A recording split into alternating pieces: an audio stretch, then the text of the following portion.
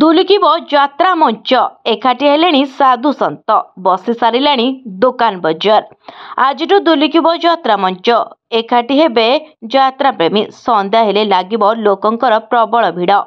ହେଲେ ମନରେ ଗୋଟିଏ ପ୍ରଶ୍ନ, ଯାଇପାରିବେ ତ ବିବାଦୀୟ ଅଭିନେତ୍ରୀ? ଯଦି ଯିବେ କିପରି ରହିବ ମାହୋଲ?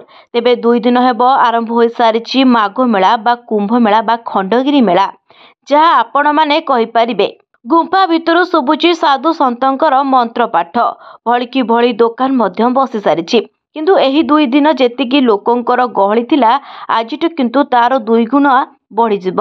କାରଣ ଆଜିଠୁ ଆରମ୍ଭ ହେବ ଯାତ୍ରା। ଆଉ ଗୋଟିଏ ଜାଗାରେ 10ରୁ ଉର୍ଦ୍ଧ୍ୱ ଯାତ୍ରାପାଟି, ଯେଉଁଥିପାଇଁ ଖଣ୍ଡଗିରି ମେଳାରେ ଲାଗିବ ଭିଡ଼। ତେବେ ଖଣ୍ଡଗିରି ମେଳାକୁ କୁମ୍ଭ ମେଳା ବୋଲି ମଧ୍ୟ ଆଖ୍ୟା ଦିଆଯାଇଛି। ପ୍ରତିବର୍ଷ ଏହି ଦିନକୁ ଅନେକ ଯାତ୍ରାପ୍ରେମୀ ଚାହିଁ ରହିଥାନ୍ତି। କାରଣ ଗୋଟିଏ ଜାଗାରେ ସମସ୍ତ ନାମୀ ଦାମୀ ଯାତ୍ରାପାଟି ନାଟକ କରିଥାନ୍ତି। ହେଲେ ଚଳିତ ବର୍ଷ କିନ୍ତୁ ଯାତ୍ରାପାଟିଙ୍କ ଉପରେ କିଛି କଟକଣା ଲାଗୁ କରିଛନ୍ତି ପ୍ରଶାସନ।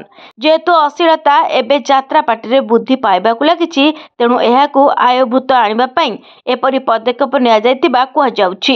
ବ୍ୟୁରୋ ରିପୋର୍ଟ, ନ୍ୟୁଜ୍ ଦୁନିଆ।